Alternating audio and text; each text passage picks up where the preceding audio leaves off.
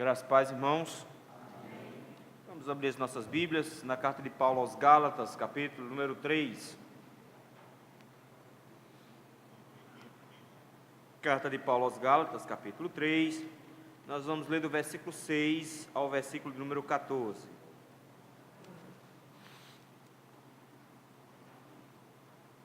Diz assim a palavra do Senhor. É o caso de Abraão, que creu em Deus e isso lhe foi imputado para a justiça. Sabei, pois, que os da fé é que são filhos de Abraão. Ora, tendo a Escritura previsto que Deus justificaria pela fé os gentios, pré-anunciou o Evangelho a Abraão: em ti serão abençoados todos os povos. De modo que os da fé são abençoados com o crente Abraão. Todos quantos, pois, são das obras da lei, estão debaixo de maldição, porque está escrito: maldito todo aquele que não permanece em todas as coisas escritas no livro da lei, para praticá-las. E é evidente que, pela lei, ninguém é justificado diante de Deus, porque o justo viverá pela fé. Ora, a lei não procede da fé, mas aquele que observar os seus preceitos, por eles viverá. Cristo nos resgatou da maldição da lei, fazendo-se Ele próprio maldição em nosso lugar, porque está escrito: maldito todo aquele que for pendurado em madeiro, para que a bênção de Abraão chegasse aos gentios, em Jesus Cristo, a fim de que recebêssemos pela fé o Espírito prometido. Vamos orar? Senhor meu Deus, muito obrigado, Pai, pelo privilégio de nos reunirmos na Tua casa e juntos com o Teu povo podemos estudar a Tua palavra. Senhor, diante de um texto tão magnífico, com tantos significados, Senhor, nos ajuda, meu Pai, a encontrarmos, meu Deus, na Tua palavra, refrigério, alento para a nossa alma, Senhor. Ajuda-nos, ó Senhor, a encontrar na Tua palavra, meu Pai, a orientação para a nossa vida, de forma que descobramos sempre a liberdade com a qual o Senhor nos presenteou. No nome de Jesus Cristo é que nós te rogamos. Amém. Irmãos, toda experiência precisa ser balizada pelas Escrituras. Toda experiência precisa ter um crivo bíblico para ser confirmada. Então, o fato de eu ver, de eu sentir, de eu ter experimentado, não torna aquela experiência uma norma, tanto para mim como para os outros. De forma que qualquer coisa, mesmo que seja verdadeira, que eu tenha experimentado, precisa de uma base bíblica para ser reafirmado. E foi isso que o apóstolo Paulo fez aqui no capítulo de número 3 de Gálatas. Ele começou com a experiência dos próprios crentes, por isso que do versículo 1 ao versículo 5, ele disse: vocês já tiveram a experiência de conversão, vocês já tiveram a experiência de serem cheios do Espírito Santo, vocês já sabem como funciona a conversão e todo esse processo, porque vocês mesmos experimentaram. E o argumento dele foi que não foi a lei que proporcionou isso, não foi a lei que produziu em vocês a salvação, não foi a lei que despertou em vocês o arrependimento, não foi a lei que colocou em vocês o Espírito Santo, nem vai ser, consequentemente, a lei que vai aperfeiçoar vocês. Então, se vocês começaram em Deus, se foi Deus que começou esse processo, é Deus e em Deus que deve continuar esse processo, e não por meio de um novo processo da lei. Daí a conclusão de Paulo é que a experiência deles já dizia que não era a lei que produzia a salvação, mas era a graça de Deus em Cristo, pela fé, que produzia a salvação. Então a própria experiência dele dizia isso, a tal ponto que Paulo vai dizer que, se por um acaso eles estavam errados antes, eles perderam tudo aquilo pelo qual eles vivenciaram. Então a experiência deles dizia: a salvação é pela graça, mediante a fé, e não por obras da lei. Mas meramente convocar experiências não é o suficiente, e Paulo sabe muito bem disso. Paulo sabe que experimentar as coisas pode ter um fator muito marcante na vida, e por isso ele resgatou primeiro a experiência da conversão deles. Mas para que eu confirme esses fatos, eu preciso ir para a Bíblia. E é o que ele vai fazer agora a partir do versículo de número 6. O apóstolo Paulo, escrevendo esses irmãos da Galácia, ele está combatendo, na verdade, uma doutrina que parece boba, parece uma coisa insignificante. O que eles estavam dizendo, na verdade, é que é preciso obediência à lei para que a pessoa seja salva, que é preciso uma conformação à lei. Era isso que os judaizantes pregavam. E o que Paulo viu foi que não é um mero adendo à salvação, mas que na verdade era um combate à própria salvação em Cristo. Eles estavam desmontando toda a estrutura de salvação. E da mesma maneira como Paulo nos trouxe 6 perguntas, do versículo 1 ao versículo 5, ele agora vai nos trazer 6 versículos do Antigo Testamento para provar, com todas as letras, de que a salvação não pode vir por obras da lei, mas a salvação só pode chegar até nós por obra e ação de Jesus Cristo pela fé. É sobre isso que eu gostaria de ver com esse texto com os irmãos hoje à noite. Provas de que a salvação é pela fé em Cristo. A primeira prova está aí dos versículos 6 a 9, quando Paulo diz que a salvação de Abraão não foi pela lei. Veja comigo, ele terminou lá em cima dizendo: tantas bênçãos que nós recebemos, seja a bênção da presença do Espírito Santo, versículo 5, como a própria operação de milagres, e nós vimos que a operação de milagres não são manifestações sobrenaturais, mas, como ele fala, milagres em vós, é a própria salvação que foi operada neles. Ele diz, como isso veio pela pregação da fé e não por obras da lei, ele diz, Abraão foi do mesmo jeito. O que Paulo vai fazer agora é tentar provar que Abraão não foi salvo pelas obras, mas sim foi salvo pela fé, pela graça mediante a fé. E ele, meus irmãos, traz um golpe de mestre aqui quando ele faz isso. Porque na verdade os judaizantes buscavam em Moisés toda a base. E eles olhavam para Moisés como seu mestre. E Paulo olha agora para alguém que está séculos antes de Moisés. Alguém que é muito mais antigo. Alguém em quem todos os judeus se agarravam para dizer, nós somos filhos deles. Eles não diziam que eram filhos de Moisés, eles diziam que eram filhos de Abraão. E de repente Paulo dá um salto muito mais atrás de Moisés. Como que dizendo, se é por a lei que somos salvos, só a partir de Moisés nós temos conhecimento da lei. E Abraão, que estava antes de Moisés, alguns séculos antes de Moisés, como funcionou com ele? Como é que funciona com aquele que é pai de todo judeu? Que Paulo chega agora e diz, com o caso de Abraão, versículo número 6, ele creu em Deus, e isso lhe foi imputado para a justiça.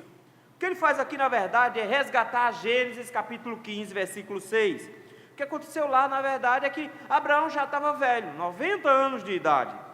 E nessa idade toda, o Senhor chega para Abraão, o convida a sair da sua tenda, manda ele olhar para o alto, era uma noite de estrelas, e diz, olha para as estrelas do céu, e do jeito que você está vendo as estrelas no céu, vai ser a geração que eu vou dar a você.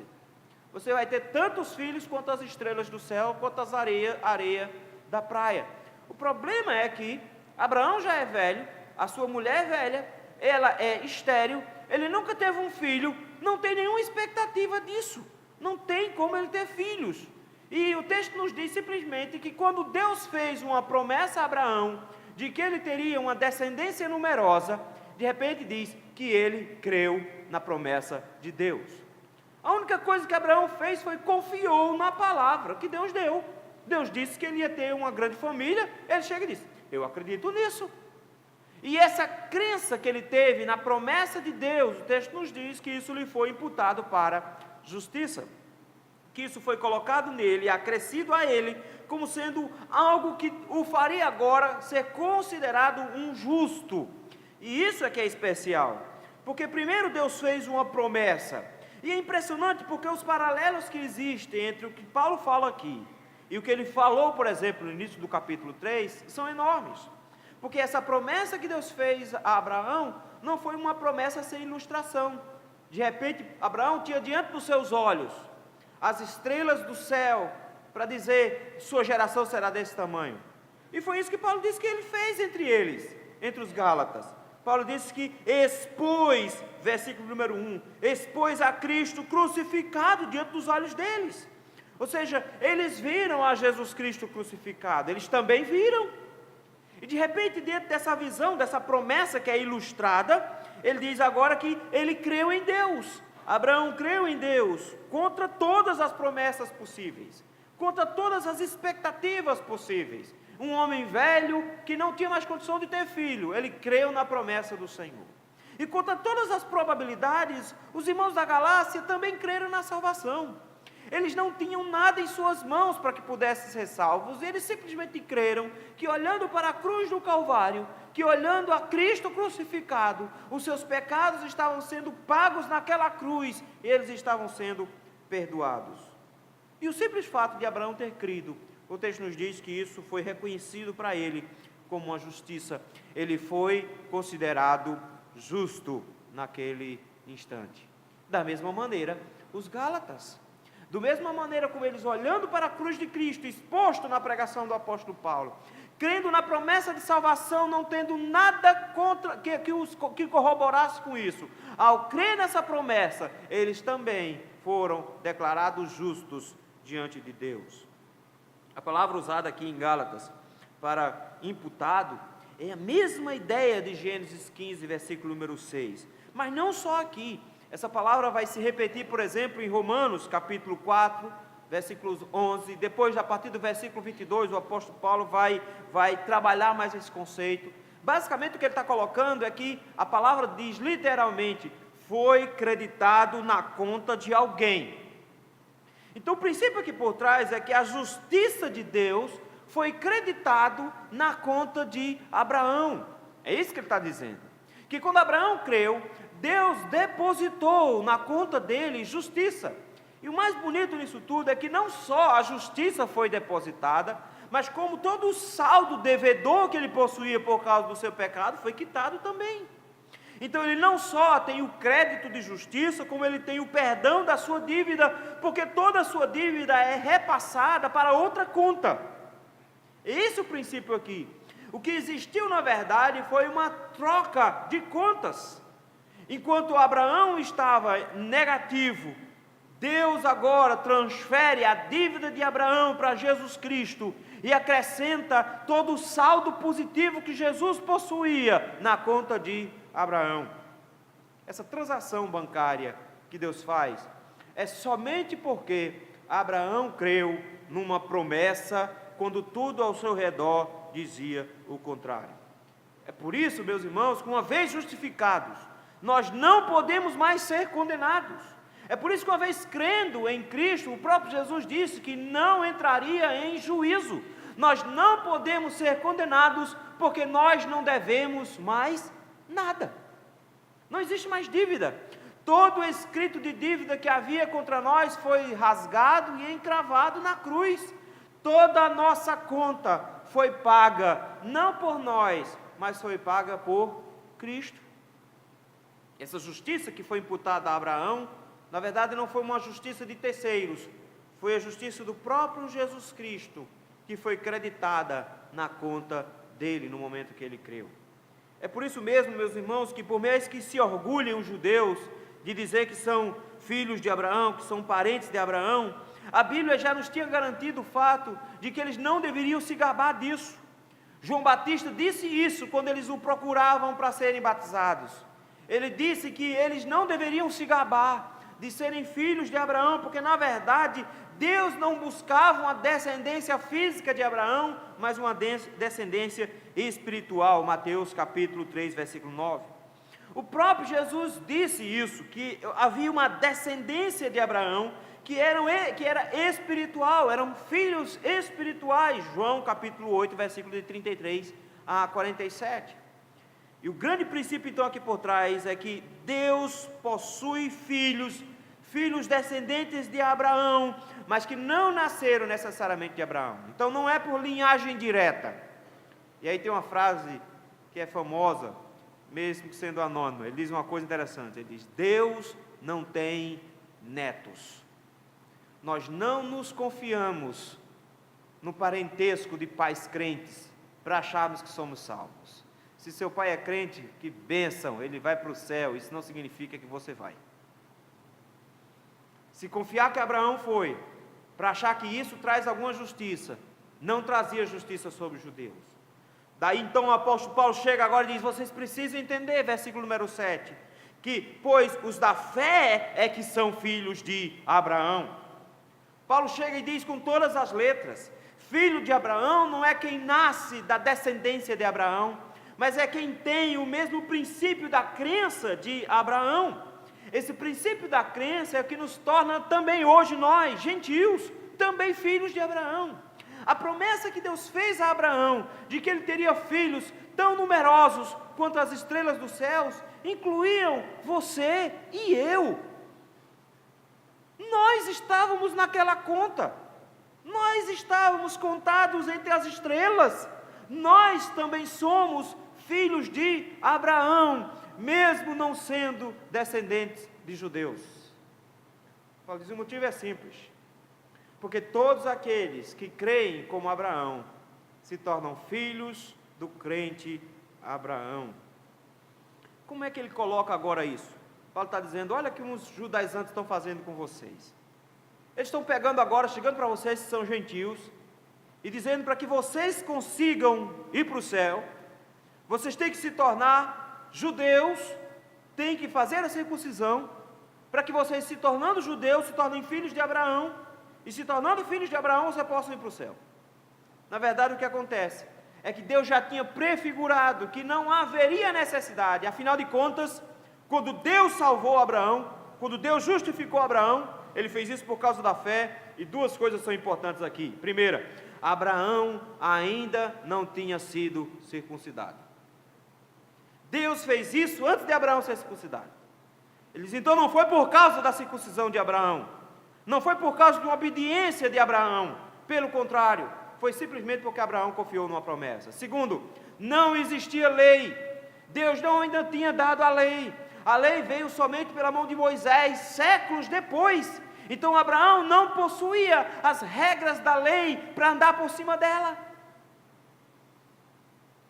O que Paulo coloca é que as duas coisas que baseavam a crença judaizante de salvação, para se tornar judeu, circuncisão e lei, Abraão não tinha ainda nessa época.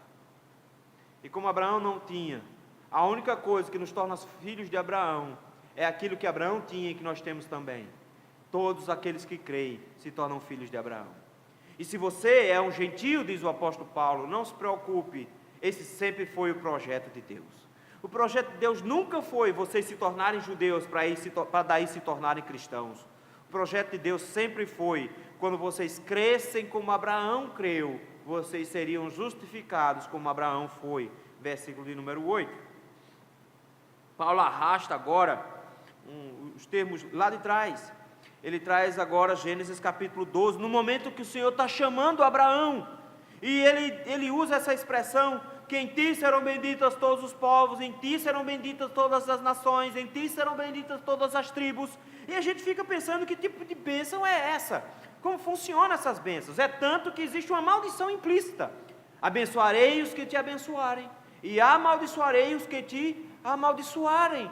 Então o texto o tempo inteiro no capítulo número 12 vai fazer o contraste entre bênção e maldição, e coloca Abraão como sendo um abençoador do mundo. Aí Paulo chega agora e diz, olha, Deus previu isso, e tendo a escritura previsto que Deus justificaria pela fé os gentios, como é que Paulo prova de que os gentios não precisam virar judeu para depois crer, para depois se tornar salvos? Porque Deus, prevendo que os gentios iriam se converter, pré-anunciou o evangelho a Abraão. Como? Em ti serão abençoados todos os povos. Quando pegamos essa palavra abençoados, o meio pentecostal distorceu tanto a palavra, que parece que a única coisa que ela significa é ganhar coisas, notaram? Ser abençoado é ter saúde restaurada, ter casamento restaurado, arranjar um emprego, ter uma vida boa e tranquila, ter uma vida mais ou menos calma, conseguir algumas coisas para cá. Esse é abençoado. Na verdade, quando Paulo usa o termo abençoado aqui, ele não tem nenhuma referência física. Ele está falando da salvação, é a bênção da justificação. É tanto que quando você chega lá no versículo número 14, ele fala que a bênção de Abraão chegou aos gentios. E que bênção é essa? O Espírito Santo prometido. Essa é a bênção. Então que ele chega agora, ele diz, Deus disse a Abraão que os gentios, que as nações vizinhas seriam abençoadas, ou seja, receberiam também do Espírito Santo, eles também seriam justificados, eles também seriam salvos, e seriam salvos por intermédio de Abraão.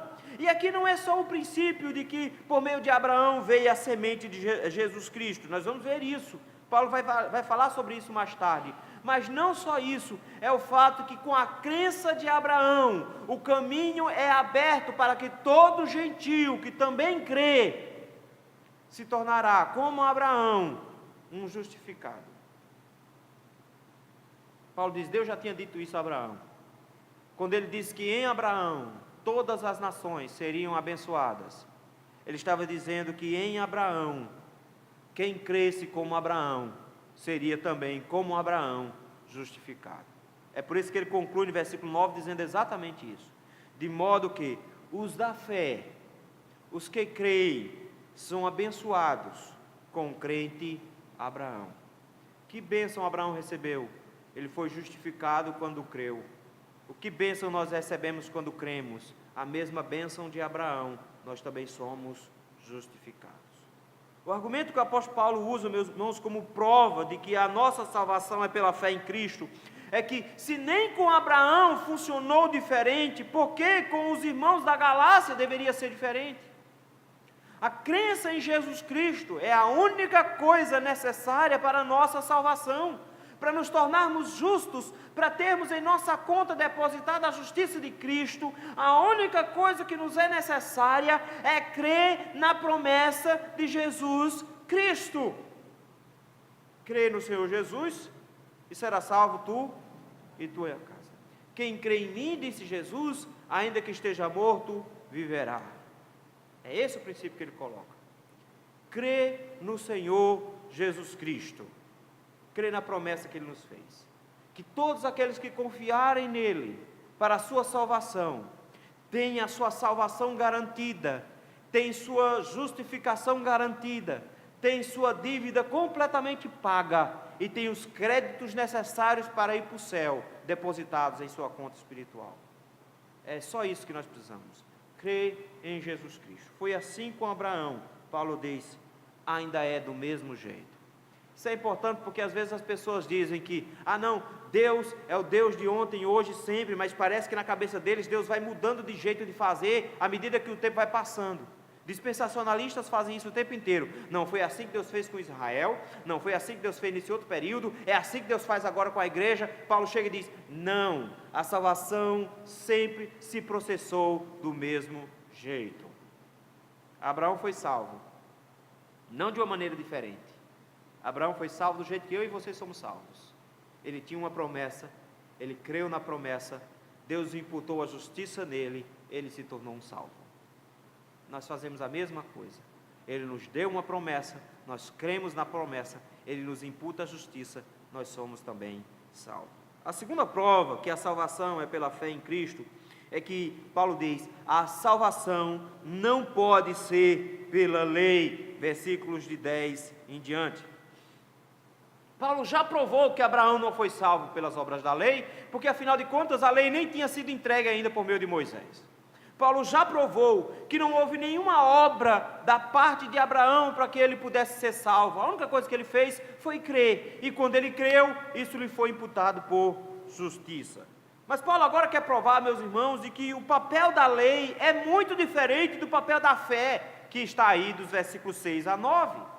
O que Paulo quer provar agora é que a pregação dos judaizantes não era só uma pregação simpática, interessante e inofensiva. Não, Paulo diz, ela é extremamente perniciosa, porque na verdade a lei não produz salvos. A lei não produz salvos. Vejam aí versículo 10. Todos quantos, pois, são das obras da lei, estão debaixo de maldição. O que Paulo está fazendo, na verdade, é agora arrastar um texto de Deuteronômio, capítulo 27, versículo número 26. De forma que lá diz que a lei exige completa obediência. O que a Bíblia nos garante, então, é de que os homens podem ser salvos pelas obras. Mas a única maneira de ser salvo pelas obras era se Adão não tivesse caído em primeiro lugar, e se eles nunca tivessem quebrado nenhum dos mandamentos. A regra era bem simples. Se você não nasceu de Abraão, aliás de Adão, está ótimo, você já está no bom caminho. Em segundo lugar, se você não nasceu de Adão, que herdou toda uma dívida dele, em segundo lugar, e não pecou ainda, tá, beleza, você está no céu. O problema é que nós nascemos de Adão, herdamos uma dívida com ele, e adivinha o que a gente acrescenta a essa dívida todo dia? Mais dívida. Nós acrescentamos mais pecados. O que Paulo diz então é que a única coisa que a lei produziu foi maldição. Ela colocou todos os homens debaixo do mesmo princípio. Então a lei não é para nós como uma espécie de buffet religioso, onde eu posso escolher que ordem eu posso dar. Do tipo, eu mato, mas não roubo. Eu mato e roubo, mas não estupro. Não é assim que às vezes os crentes fazem? Eu minto, eu falo do povo assim, mas também não sou que nem fulano que vive adulterando. Não é assim? Só que a lei não te dá o direito de escolher quais partes você quer obedecer. Porque senão você vai escolher as partes que você é bom e deixar as partes que você é fraco de lado. Mas a lei não te dá esse direito. O que a lei faz é, aqui está um pacote inteiro. E com esse pacote inteiro, você precisa obedecê-la toda. E o que Paulo coloca agora é que as obras da lei só nos colocam debaixo de maldição. Mas isso para nós, crentes modernos, crentes tão especiais, tão cheios de mimimi e delicadinhos, para nós é um negócio esquisito. Parece cruel, parece um negócio feio. Nós não gostamos de ver um Deus assim. Nós gostamos do Deus que abençoa, nós não gostamos do Deus que amaldiçoa. O Deus que amaldiçoa a gente prefere colocar debaixo do tapete. Nós não gostamos desse Deus, esse Deus não é muito bonito de se enxergar. A gente nem gosta de pensar muito nele. No entanto, meus irmãos, quando se olha para esse texto, a gente chega logo de cara e tem que descobrir que Deus amaldiçoa pessoas do mesmo jeito que Ele abençoa. Há quem olhe para esse texto e diga, não, o que Paulo está fazendo é dizendo que a lei amaldiçoa, não Deus. Meu irmão, pelo amor de Deus, o que acontece na verdade é que a lei é a expressão exata do caráter de Deus. O que a lei diz é o que Deus diz, o que a lei pensa é o que Deus pensa, o que a lei julga é o que Deus julga, o que a lei abençoa é o que Deus abençoa, o que a lei condena é o que Deus condena. Não há distinção. A lei é um retrato de Deus. Então como é que eu posso esperar que a lei amaldiçoe e Deus não? O que Paulo está dizendo é que quem não anda direitinho conforme a lei é amaldiçoado por Deus. Você pensa em amaldiçoado, você pensa em alguém que é condenado, mas não é ser condenado. Alguém que é amaldiçoado é alguém que é rejeitado por Deus, que recebe sobre si todas as penalidades que a lei traz. Essa maldição de Deus, meus irmãos, produz condenação e produz morte. O que é assustador nisso tudo é que Paulo, agora citando um texto de Deuteronômio, ele diz: maldito todo aquele que não permanece em todas as coisas escritas no livro da lei para praticá-las. Isso é simples. O que ele coloca aqui não é um aspecto da lei ou algumas regras da lei, ele diz, toda a lei tem que cumprir todos os detalhes, tem que fazer tudo, não pode deixar nenhuma regrinha de fora. Meu irmão, se a gente não consegue nem obedecer as regras de etiqueta, imagina as regras da Bíblia. E o que ele está dizendo é que não pode ficar nenhuma das regrinhas de Deus do lado de fora. Todas as regras precisam ser obedecidas ao pé da letra. E quem não fizer isso, quem não praticar todas essas coisas escritas no livro da lei, essa pessoa ela é amaldiçoada, ela é condenada e ela está em morte espiritual. O problema é que quando nós chegamos em 1 João capítulo 3, no versículo 4 que nós lemos hoje, diz que o pecado é a transgressão da lei de Deus. E Deus, olhando do céu à terra, não encontrou nenhum justo, porque todos pecaram. Então não existe sobre a face da terra, só existiu um, mas não existe sobre a face da terra ninguém que não tenha transgredido a lei. Não existe. Todos pecaram. todos transgrediram a lei. Logo, pela lógica do texto de Deuteronômio todos estão amaldiçoados. Notaram, meus irmãos, que a situação dos homens não é uma situação de moribundo espiritualmente, de alguém que está enfermo espiritualmente, de alguém que está passando por dificuldades espirituais. Não, meus irmãos, quem não tem a Cristo está debaixo de maldição. São amaldiçoados pelo próprio Deus. São malditos. Não importa se você gosta ou se você não gosta dele. Não importa se é ou se não é seu parente. Não interessa. O texto diz que todos aqueles que estão sem Cristo estão debaixo da maldição que Deus estabeleceu para aqueles que quebram a lei de Deus. Transgredir a lei de Deus nos leva a ser rejeitados por Deus, nos torna amaldiçoados. É essa a conclusão que Paulo chega no versículo 11. Ninguém escapa. No versículo 11 ele chega e diz: e é evidente que pela lei ninguém é justificado diante de Deus. Que prova ele traz aqui? Versículo número 11. A prova que ele traz é quando ele cita Abacuque, capítulo 2, versículo 4, ele diz: o justo viverá pela fé. O que ele coloca, meus irmãos, é um contraste enorme entre o texto de Deuteronômio e o texto de Abacuque. Ele está dizendo: o que é que a lei exige? Você precisa viver por ela para ser salvo. E viver por ela significa nunca ter quebrado nenhum dos seus preceitos, nunca ter quebrado nenhuma única vez. Mas agora ele chega e diz: mas os justos não vivem assim. Os justos não vivem pela lei, os justos vivem pela fé. E essa expressão, meus irmãos, de Abacuque é tão fantástica e tão poderosa, a tal ponto que ela vai reaparecer em 3 lugares diferentes no Novo Testamento. Ela aparece lá em Romanos capítulo 1, versículo 17, onde o apóstolo Paulo vai nos explicar o que é ser justo. Ela nos aparece aqui em Gálatas, quando ele vai nos explicar o que é viver de forma adequada como um justo. E ele aparece lá depois, lá em Hebreus capítulo 10, versículo 38, para dizer o que é, na verdade, a fé que produz esses justos. Paulo diz: não adianta você argumentar, meu filho, porque a própria Bíblia diz que não é possível viver pela lei. De todos os que tentam viver pela lei, se deparam com o fato que mais cedo ou mais tarde quebram um dos mandamentos, e eles quebram os mandamentos desde o primeiro dia de nascido, por causa da sua natureza pecaminosa. Então, quebrou um, está debaixo da maldição de Deus. Ah, mas eu nunca mais pequei. Tudo bem, meu filho, está tranquilo, vai para o inferno só por causa daquele. Sem nenhuma dificuldade. Mas foi só uma vezinha, não tem nada não, meu filho, você só precisa matar um para ir para a cadeia. Não importa se você matou 10, 20, 30, se matar só um já é o suficiente. A lei não produz a graça, ela só produz regras.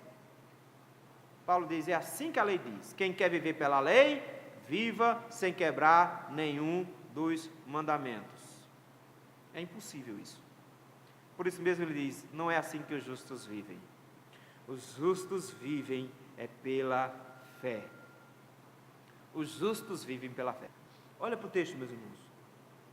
O texto diz assim: ora, a lei não procede da fé. Versículo 12. O que Paulo está colocando aqui simplesmente é dizendo: preste atenção, porque a lei diz assim: faça e viverás. A lei diz, a graça diz: creia e viverás. Os princípios são completamente opostos, meus irmãos. E o apóstolo Paulo vai usar esses princípios mais à frente para a própria experiência dele. Ele vai trazer em Romanos capítulo 10 a história de Israel para provar exatamente esse mesmo conceito. No final das contas, meus irmãos, o que ele nos coloca não é possível conciliar as duas coisas. Ou você vive por uma ou vive pela outra.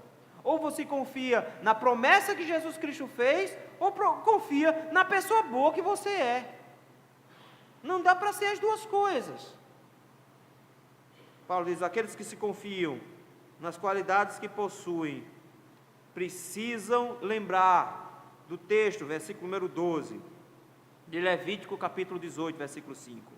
Ora, a lei não procede da fé, mas aquele que observar os seus preceitos, por eles viverá. Os judaizantes estavam querendo, meus irmãos, fazer com que os gálatas voltassem-se para as obras da lei. O que eles queriam é que eles trocassem a graça pela lei. O que Paulo está dizendo é uma péssima troca, porque a lei não consegue salvar ninguém. Só a graça, mediante a fé, vai fazer isso. Então, na verdade, eles estão propondo a vocês que vocês troquem a salvação pela maldição. É isso que eles estão propondo no final das contas. Queridos, quando nós olhamos para a nossa vida espiritual, nós precisamos nos lembrar de que nós não nos guiamos pelas nossas qualidades.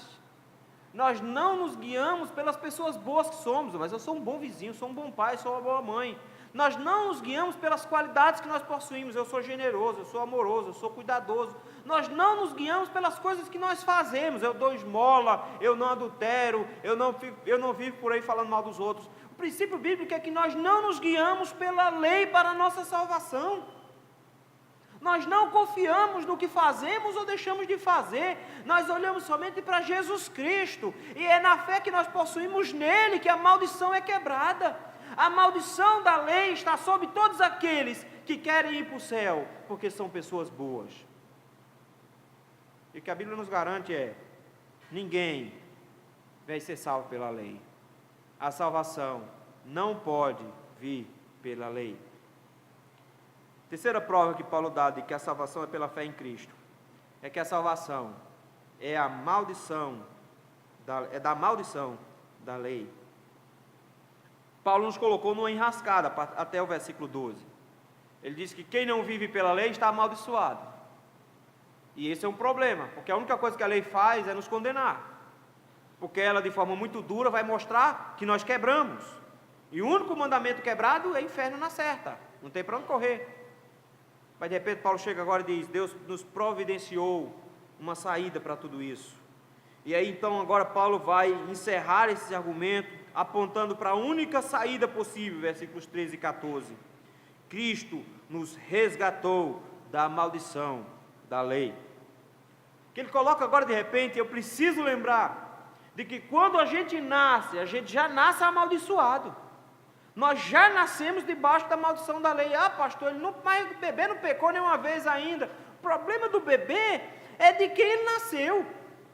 Ele nasceu de alguém que já tinha pecado. Ele nasceu de Adão. E quando Adão pecou, deu para os filhos dele uma herança. A herança da maldição da lei. Porque quando Deus fez um trato com Abraão, foi com ele e com os filhos dele, com toda a família. Quem nasce de Abraão já nasce em condenação. A não ser o pessoal arminiano, que eu acho que é filho de ET, porque diz que não tem pecado, não nasce sem pecado, então eu acho que deve ser filho de ET. Porque se nasceu de Adão, está em pecado. Está em pecado. Está condenado. E o que Paulo nos coloca agora é: nós precisamos de uma saída. E a saída que ele diz é: Cristo nos resgatou. Eu gosto da ideia de resgatar aqui. Cristo nos remiu.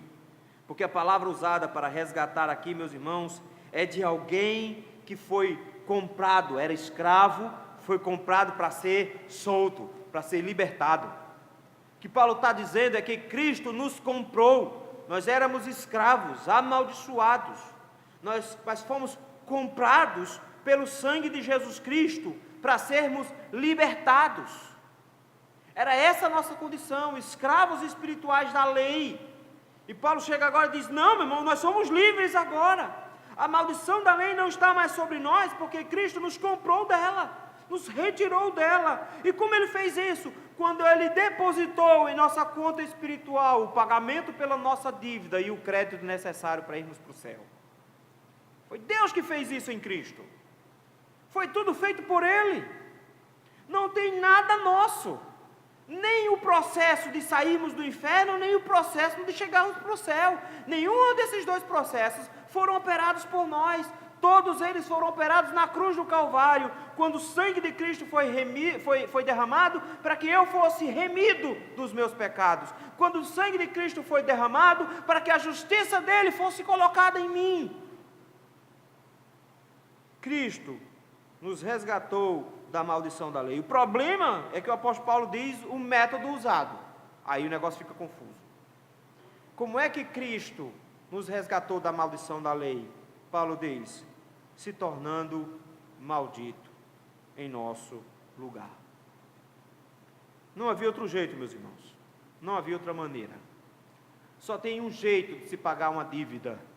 É alguém tirando das suas riquezas para pagar. Eu sei que brasileiro adora pensar que tem coisa de graça. A gente adora pensar nisso, não é? Não, tem coisa de graça. Então, quando tem negócio de graça, a gente corre para cima. Já notou? Eu acho interessante. Na fila no supermercado, tem fila para experimentar que suco. Só porque é de graça. É um copinho desse tamanho, mas é de graça. Aí vai lá experimentar que suco. Experimentar biscoito. Mas é de graça. A gente vai lá para experimentar de graça. Não é? Ou então na Boticário lá, dando os cremezinhos lá, e aí eu já fiz a conta com o José, minha filha, que vai gastar de gasolina para ir buscar o creme, é melhor comprar o creme. Não é de graça não, não vale a pena. É pegar no shopping, minha filha, eu vou gastar pelo menos, para ir e vir aí a 4 conto o litro de gasolina, eu vou gastar uns 4 litros de gasolina para ir e voltar, quando eu juntar mais os 7 conto do estacionamento, me diz aí quanto é esse creme, é 10, tome. Melhor para comprar o creme. Porque a gente gosta de coisa de graça. Mas só que tem um detalhe. Não existe nada de graça. Aquela bolachinha que você come de graça lá no supermercado, está diluída no preço das outras. Então todo mundo que comprar da bolachinha vai pagar a bolachinha que você está comendo. Não tem jeito. Toda vez que você vai numa loja pegar alguma coisa de graça, você sempre leva mais alguma coisa, não saiu de graça. Ele partiu do pressuposto que vai trazer mais gente para dentro da loja para vender mais depois. A não ser que você vá no marido, ele só vai lá, pega o creme e volta. Mas o grande questão é, não existe nada de graça. E o que o Paulo coloca agora, meus irmãos, é que eu preciso entender que para que eu tivesse minha dívida paga, como eu não podia pagar, alguém precisou pagar por mim. Não saiu de graça. Ah, pastor, como é que pode isso? A salvação não saiu de graça. Parece estranho isso, né?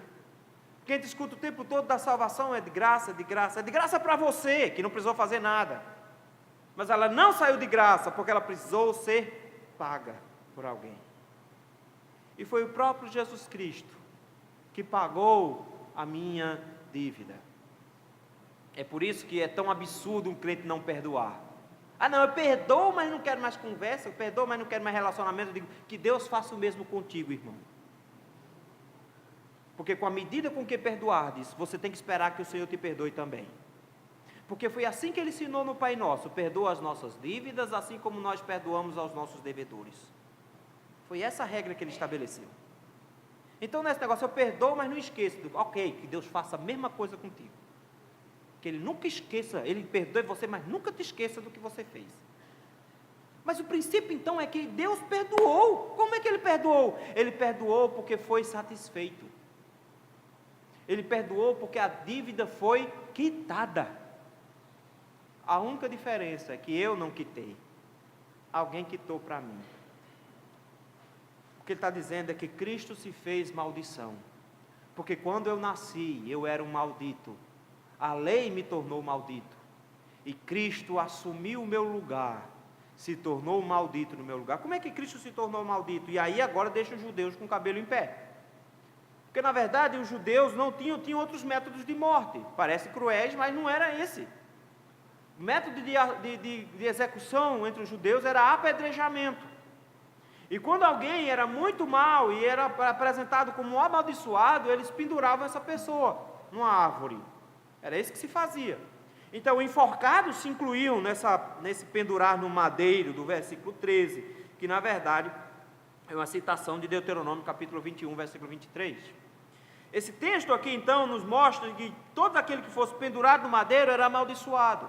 Não que por morrer nessa situação você se torne um maldito. Então se eu quiser deixar alguém amaldiçoado, eu mato ele e penduro ele no madeiro, e aí é o resultado, eu mato o corpo e ainda mando a alma para o inferno porque ele se torna amaldiçoado.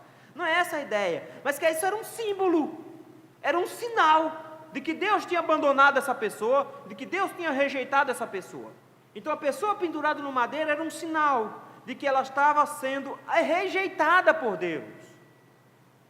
Talvez por isso, a informação rápida ali de que Judas, após trair Cristo, foi e enforcou-se. A maldição da rejeição divina, quando ele pendurado também. Aí o texto chega agora e diz, e Cristo fez isso. É por isso que é tão difícil para um judeu aceitar. Porque quando nós falamos em alguém ser condenado, a forma como Jesus morreu foi um símbolo claro de maldição. Nenhum judeu olharia para Jesus e diria, ele não foi amaldiçoado. Porque todos que olhassem para Jesus, vendo-o no madeiro, diria, ele foi alvo da maldição de Deus. O que eles não entenderam é que o motivo pelo qual Deus estava amaldiçoando o seu filho não foi por causa dos pecados dele, mas foram por causa dos pecados dos outros. O que Paulo está dizendo aqui é que Cristo cumpre o seu papel, sendo agora condenado e amaldiçoado publicamente, de forma que as pessoas estão vendo fisicamente a maldição de Deus nele, quando ele está lá naquele madeiro. Ao verem a maldição, eles deveriam se lembrar de que aquela maldição era minha. Eu é que deveria estar preso no madeiro. Era para o mundo ver isso. E quando Cristo sobe naquele madeiro e se entrega por cada um de nós, ele está recebendo a minha maldição. Paulo está dizendo, foi no nosso lugar. Olha que coisa incrível. A maldição que a lei produz caiu totalmente sobre Jesus Cristo, para que não respingasse nenhuma gota em mim.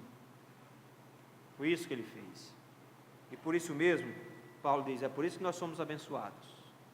É porque todas as bênçãos que Deus tinha prometido ao crente Abraão, estavam fiados, não em Abraão, mas estavam fiados nessa maldição que aconteceria lá na frente.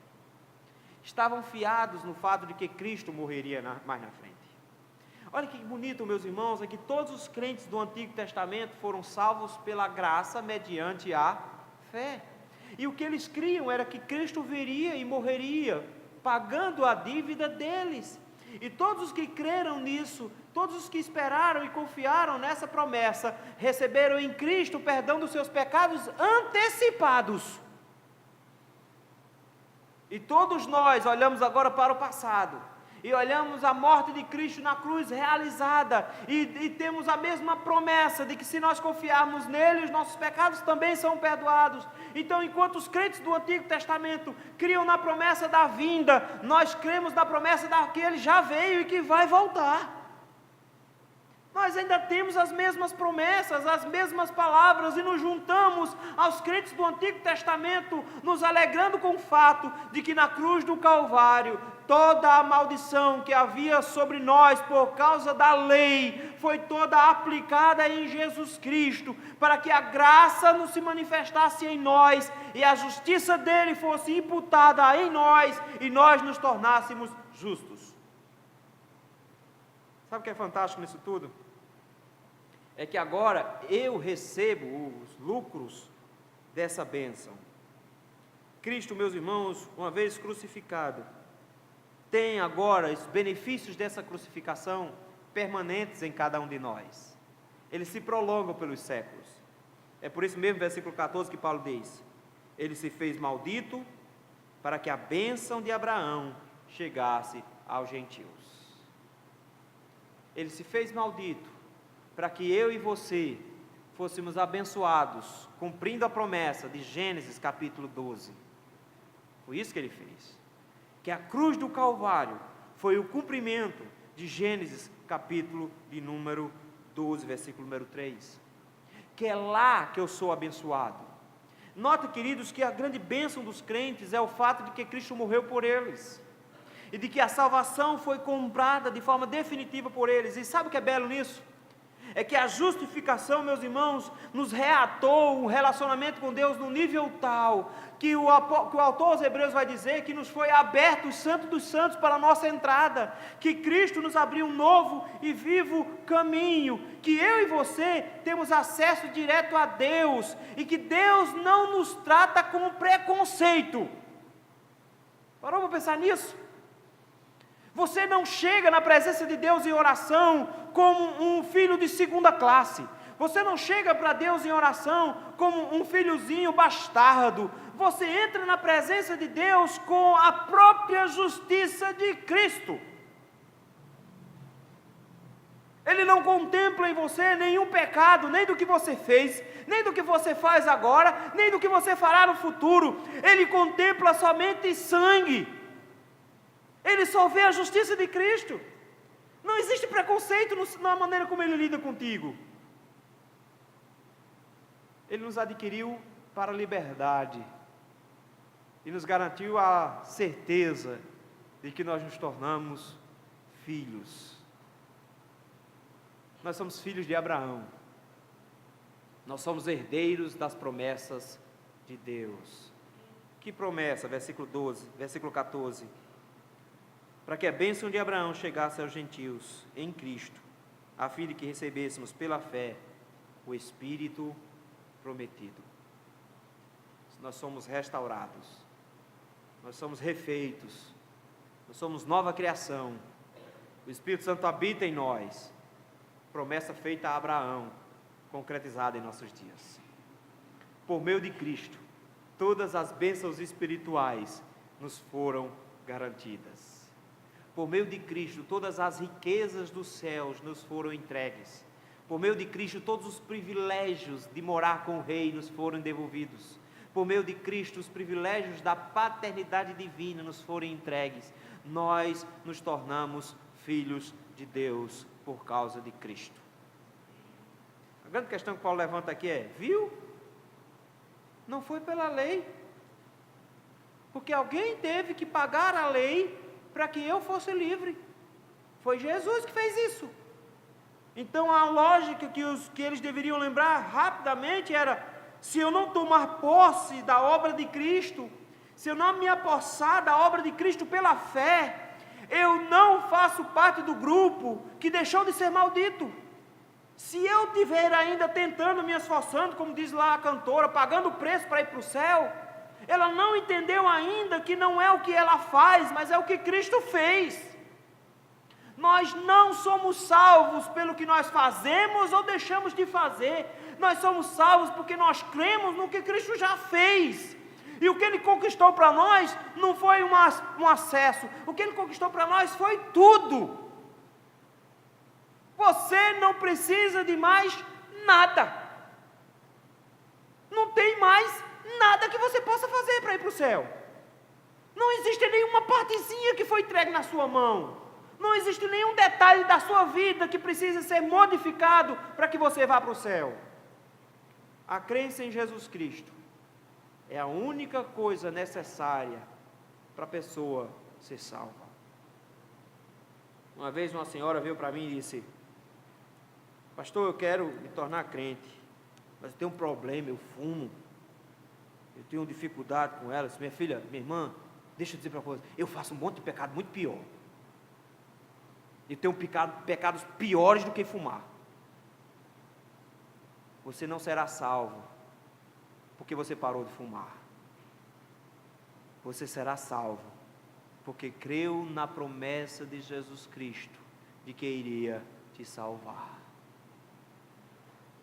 E à medida que os dias forem passando, por causa da bênção do Espírito Santo prometido, comprado e adquirido por Cristo, fazendo presente em você, Ele vai se encarregar de apontar esses pecados, de te dar forças para ir você abandonando-os dia a dia, à medida que você caminha para o céu.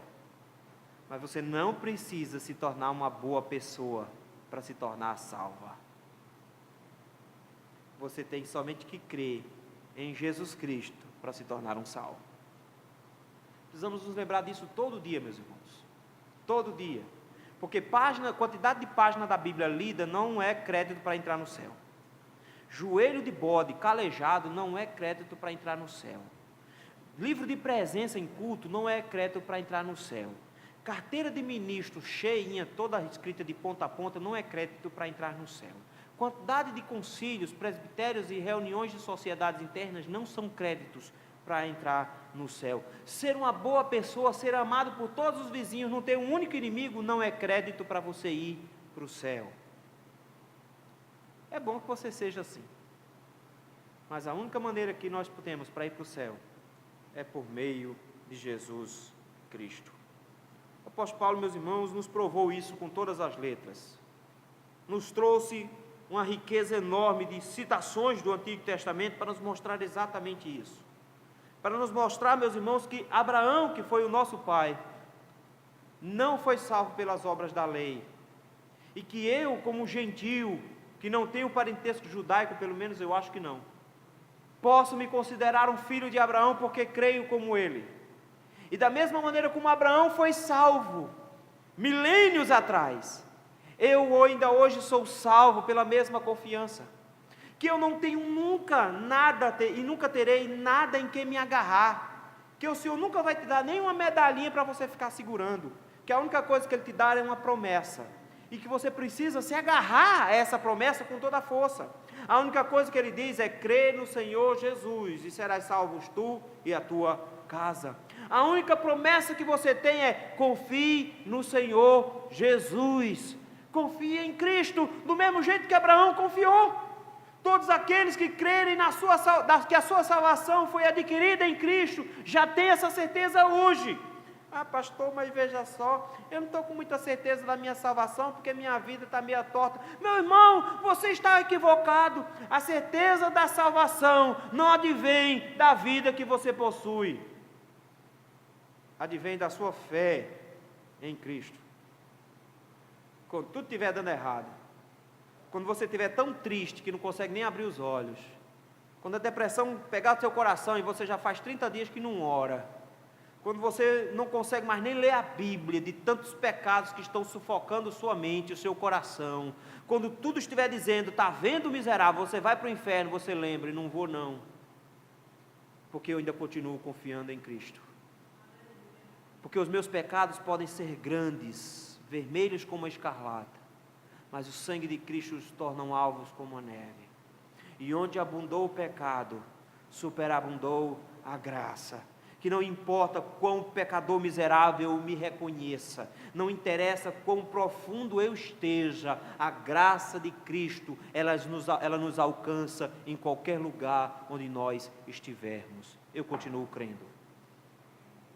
O que nos leva para o céu é que, do mesmo jeito que Abraão creu na promessa, nós continuamos crendo.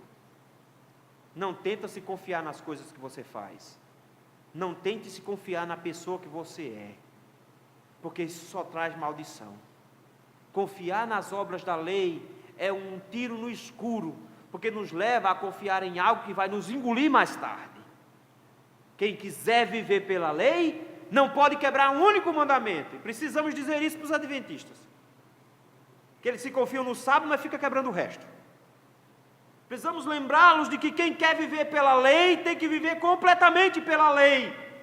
Eles têm que andar conforme a lei. E o que a Bíblia nos diz é que ninguém, Paulo disse isso, ninguém consegue viver conforme a lei. E que os justos não se propõem a viver conforme a lei. Que os justos vivem pela fé. Nós não nos guiamos por vista. Nós nos guiamos pela fé em Cristo. Quando nós trilhamos as nossas vidas, nós não olhamos para os vizinhos, nós não olhamos para as pessoas que estão ao nosso lado.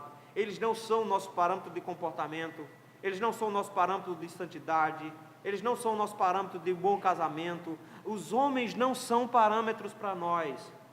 Olhando firmemente para o autor e consumador da nossa fé, nós continuamos. Nós só olhamos para Cristo. A nossa fé está lá. Ela não serve somente para nos resgatar do inferno, mas ela é o nosso trilho, para onde nós vamos andar agora. De forma que o que eu quero é olhar para Cristo e ser como Ele. É caminhar em direção a Cristo, não para que eu consiga pelos meus próprios pés ir para o céu, mas porque simplesmente olhando para Cristo eu me lembro de que eu preciso ser a cada dia mais parecido com Ele. Aí a lei se torna um retrato para mim. Mas não porque a lei vai funcionar para a minha salvação, porque ela só traz maldição. Mas eu preciso me lembrar sempre de que Cristo se tornou maldito no meu lugar. Cristo assumiu o lugar que era meu e se tornou maldito para que eu pudesse ser abençoado com a bênção de Abraão, com o Espírito Santo. E isso é importante, meus queridos, porque isso tira de nós todo tipo de egoísmo, todo tipo de autossatisfação. Ah, pastor, mas se a gente precisa de um pouquinho de autoestima. Não, meu irmão, você precisa de autoestima, você precisa se rebaixar aos pés de Cristo, porque os crentes não buscam autoestima, os crentes buscam saber de que eles não merecem, mas Cristo fez por eles. Então não é uma questão de se sentir bem, não é uma questão de se sentir importante, você não precisa se sentir importante, você só precisa se lembrar de que Cristo se fez maldição no seu lugar. Porque quando a gente começa a se sentir importante, e santo, e salvo, a gente pisa em pecadores. Quando a gente começa a se sentir importante no reino de Deus, a gente pisa em pecadores. A gente para de perdoar, a gente se torna rígido, a gente se torna legalista, porque os pecados de fulano são mais feios que o meu, porque tem muita gente fofoqueira na igreja, porque tem muita gente má na igreja, porque a igreja é um lugar difícil, de povo ruim, de povo... meu irmão, por isso que está aqui, que se aqui fosse um lugar de santo, tu não entrava não. Eu preciso me lembrar de que eu tenho que perdoar os meus irmãos, porque eu fui alvo de um perdão muito maior. Eu preciso me lembrar de que eu tenho que considerar os outros superiores a mim, porque Cristo se fez inferior a mim para me salvar. Quando eu olhar para Cristo, eu vou parar de me achar melhor do que os outros, e eu vou passar a caminhar agora com muito mais humildade, porque quando dizia um hino antigo, quando terminar essa vida e que lá no céu eu chegar, haverá uma multidão de irmãos esperando para me encontrar e perguntarão a uma voz, voltados para mim: ó, conta-nos, irmão, como você venceu e chegou aqui. E a resposta é: e falarei e cantarei de Jesus que me amou e que por este pecador a si mesmo se entregou. Foi graça, graça, superabundante graça. Foi só pela graça de Jesus que eu venci e cheguei aqui. Que Deus nos abençoe, meus irmãos, fazendo com que as verdades desse Evangelho se tornem as verdades que nós vamos levar em nossos corações. Que essa seja a nossa experiência. Amém.